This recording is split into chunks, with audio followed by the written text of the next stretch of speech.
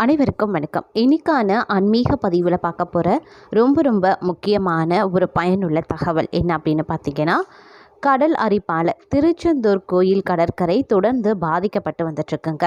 அது மட்டும் இல்லாமல் திருச்செந்தூர் கடலில் திடீர்னு கடல் நீர் பார்த்திங்க அப்படின்னா கருப்பாக மாறியிருக்கு.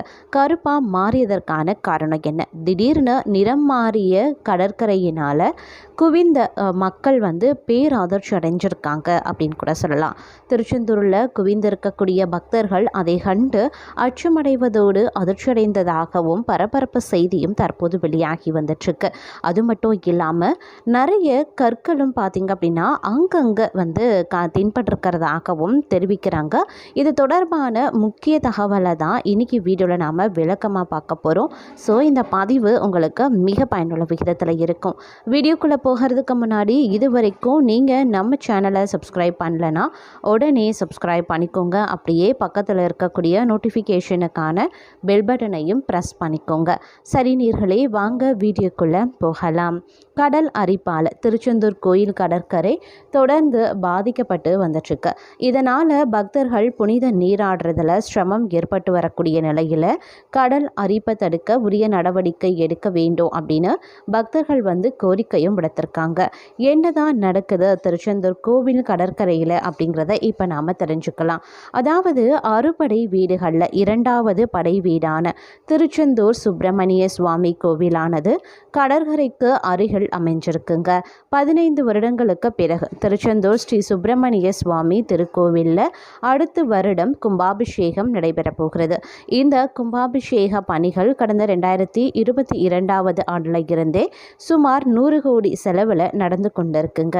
உலகளவில் புகழ்பெற்ற இந்த கோயிலில் விசேஷ விரத விடுமுறை நாட்களில் ஆயிரக்கணக்கான பக்தர்களும் சாதாரண நாட்களில் நூற்றுக்கணக்கான பக்தர்களும் சுவாமி தரிசனம் பெற்று செல்வது வழக்கமாகவே இருக்குது. அது மட்டும் இல்லாமல் கோவிலுக்கு வரக்கூடிய பக்தர்கள் இங்கே இருக்கக்கூடிய கடற்கரையில் புனித நீராடி சுவாமி தரிசனம் செய்கிறதும் இயல்பான ஒன்றாகவே இருக்குங்க. மேலும் பார்த்தோம் அப்படின்னா பௌர்ணமி நாட்களில் கோயில் கடற்கரையில் இரவில் குடும்பத்தோடு தங்கி வழிபாடும் செய்வாங்க. அதே மாதிரி ஆங்கில புத்தாண்டு தினத்தன்று பார்த்தோம் அப்படின்னா பக்தர்களினுடைய கூட்டம் அதிகமாகவே திருச்செந்தூரில் காணப்பட்டிருக்கு. இதனிடையே கோவில் கடற்கரை பகுதியில் கடந்த சில நாட்களாகவே கடல் அலையின் சீற்றம் அதிகமாக காணப்பட்டிருக்கு. இதனால் கோவில் முன்பு இருக்கக்கூடிய கடற்கரையில் அதிக அளவில் கடல் அரிப்பு ஏற்பட்டு வர்றதாகவும் சொல்லப்படுதுங்க. அதாவது 20 அடி நீளத்திற்கு 10 அடி ஆழத்திற்கு கடலில் அரிப்பு ஏற்பட்டு மிகப்பெரிய பள்ளம் உருவாகி இருக்கிறதா. இந்த பள்ளத்தை கண்டு பக்தர்கள் அச்சமடைந்திருக்கிறாங்க. இதன் காரணமாக கடற்கரையில் கோவிலுக்கு முன்பக்கம் இருக்கக்கூடிய படிக்கட்டு பகுதியில் இருந்து கடலுக்குள் இறங்க முடியாத நிலைமையும் ஏற்பட்டிருக்கு. அதிக அளவிலான கற்களும் இந்த பகுதியில் குவிக்கப்பட்டிருக்கிறதுனால பக்தர்கள் கடல்ல இறங்கி குளிக்க முடியாத சூழலும் ஏற்பட்டிருக்குங்க. கடந்த மாதமும் இப்படித்தான் பக்தர்கள் படி இறங்கும் இடத்துல கடல் அரிப்பு ஏற்பட்டிருக்கு. உடனே அந்த இடத்துல மண்ணை கொட்டி கோவில் நிர்வாகம் அதை சீர் செய்திருக்காங்க. 2 மாதங்களுக்கு முன்பு இதே போல தான் நடந்திருக்குங்க. சந்தோஷ மண்டபம் மற்றும் ஐயா வைகுண்டர் அவதாரபதி பகுதியில் கடல் அரிப்பு ஏற்பட்டு பாதிப்படைந்த பகுதியில் ராட்சச கற்களை போட்டு அந்த பாதிப்பு சரி செய்யப்பட்டிருக்கு. ஆனால் அதே இடத்துல முன்பை விட அதிக அளவில் கடல் அரிப்பும் ஏற்பட்டிருக்கு. கடற்கரையில் 10 அடி ஆழத்திற்கு கடல் அரிப்பு ஏற்பட்டிருக்கிறதுனால பக்தர்களை பாதுகாப்பாக குளிக்கும்படி கோவில் கடற்கரை பணியாளர்களும் காவல்துறையினரும் அறிவுறுத்தியிருக்காங்க. அதே மாதிரி கோவில் கடற்கரை கடல் பகுதியில் கடந்த சில நாட்களாகவே தண்ணீர் பார்த்திங்க அப்படின்னா கருப்பு நிறத்துடன் காணப்பட்டிருக்கு. இதை பார்த்ததும் பக்தர்கள் அச்சத்தில் இருக்காங்க. வடகிழக்கு பருவமழை முடிவடைந்த நிலையில் ஒரு வாரமாக கடலுக்குள் காற்றின் திசை மாறக்கூடிய நிலை ஏற்பட்டும் இருக்கு. இதன் காரணமாக கடற்கரை பகுதியில் கடல் பெருக்கு ஏற்பட்டு அடிப்பகுதியில் இருக்கக்கூடிய மணல் கிளறுவதால் தண்ணீர் குழப்பிய நிலையில், அதாவது அதாவது கருப்பு நிறத்தில் வந்து மாறி இருக்கிறதாக சொல்கிறாங்க. அதே போல் கடலில் நீராடக்கூடிய பக்தர்கள் பாறைகளில் மோதி காயமடையும் சம்பவங்களும் நடந்து வந்துட்டுருக்கு. அதனால் கோயில் கடற்கரை பகுதியில் பக்தர்கள் வந்து பாதுகாப்பாக புனித நீராடுவதற்கான ஏற்பாடுகளையும் செய்ய வேண்டும் அப்படின்னு கடல் சீற்றத்தில் இருந்து திருச்செந்தூர் கோயில் கடற்கரை பாதுகாக்க முறையாக ஆய்வு செய்து உரிய நடவடிக்கை எடுக்க வேண்டும் அப்படின்னும் பக்தர்கள் ஆபத்தில் சிக்காமல் தடுக்க கடற்கரை பகுதியில் எச்சரிக்கை பலகைகளையும் வைக்க வேண்டும் அப்படின்னும் கோரிக்கைகள் தற்போது வந்து எழுந்து வந்துட்டுருக்கு அப்படின்னு தான் சொல்லணும். அது மட்டும் இல்லாமல் திருச்செந்தூர் சுப்பிரமணிய சுவாமி கோவில் கடற்கரையில் அமாவாசை பௌர்ணமி போன்ற நாட்களில் கடல் திடீரென உள்வாங்கிறதும் வெளியே சீற்றம் அதிகமாக காணப்பட்டும் வந்துட்டுருக்கு. 2 தினங்களுக்கு முன்பு அமாவாசை நாளில் இருந்து பார்த்திங்க அப்படின்னா கடல் சீற்றம் வந்து அதிகமாகவே காணப்பட்டிருக்கு. கடல் சீற்றத்தின் காரணமாக கோவில் முன்பிருக்கக்கூடிய கடற்கரையில் அதிக அளவில் கடல் அரிப்பும் ஏற்பட்டிருக்கு. இதனால் படிக்கட்டுகள் வழியாக பக்தர்கள் இறங்க முடியாத சூழல் வந்து தற்போது நிலவி வந்துட்டுருக்கு அப்படின்னு தான் சொல்லணும். அது மட்டும் கிடையாதுங்க, திருச்செந்தூர் கோயிலில் பார்த்தோம் அப்படின்னா அடிக்கடி இது போன்ற வந்து மண்ணரிப்பு ஏற்பட்டும் வந்துட்டுருக்கு. அமாவாசை பௌர்ணமி போன்ற தினங்களில் பார்க்கும் பொழுது கடல் வந்து 50 இருந்து 100 மீட்டர் வரைக்கும் உள்வாங்கி காணப்படுவதும் பார்த்திங்க அப்படின்னா சமீப காலமாக அடிக்கடி அரங்கேறி வரக்கூடிய ஒரு நிகழ்வாக பார்க்கப்பட்டு வந்துட்டுருக்குங்க.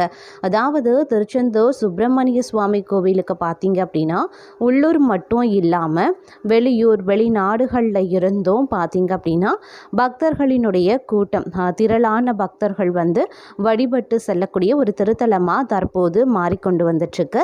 இந்த நிலையில் கடந்த 2 தினங்களாக கோயில் கடற்கரையில் கடல் சீற்றமும் பார்த்திங்க அப்படின்னா அதிக அளவில் தென்பட்டு வருதுங்க.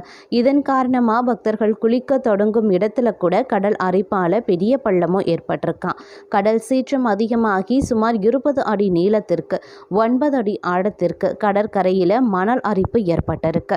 இதனால் கோயில் முன்பிருக்கக்கூடிய கடலில் இறங்க அமைக்கப்பட்டிருந்தக்கூடிய படிக்கட்டுகள் வழியாக பக்தர்கள் இறங்க முடியாத சூழலும் ஏற்பட்டிருக்கு. கடல் அலையினுடைய சீற்றத்தின் காரணமாக 2வது நாளாக அதிக அளவில் அரிப்பும் ஏற்பட்டிருக்கு. இதனால் தகரத்தை வைத்தும் தடுப்பு வேலிகள் அமைத்தும் யாரும் இறங்கி செல்லாதவாறு அடைக்கப்பட்டிருக்கு. கடந்த நவம்பர் மாதமும் இதே மாதிரி கடல் அரிப்பு வந்து ஏற்பட்டிருந்துச்சு. அப்போது கோவில் நிர்வாகம் சார்பில் மணலை கொட்டி சீர் செய்திருக்காங்க. தற்போது அதே இடத்துல கடல் அரிப்பு மீண்டும் ஏற்பட்டிருக்கு. அதே சமயம் இதே கடற்கரையில் சுமார் 500 மீட்டர் தொலைவில் இருக்கக்கூடிய ஐயா கோயில் பகுதியில் கடல் வந்து உள்வாங்கிய நிலையில் காணப்படுகிறதா. அப்பகுதியில் சுமார் 50 அடிக்கு கடல் உள்வாங்கி காணப்படுது. இதனால் பாறைகளும் மணல் திட்டுக்களும் அதிகமாக தென்படுகிறது.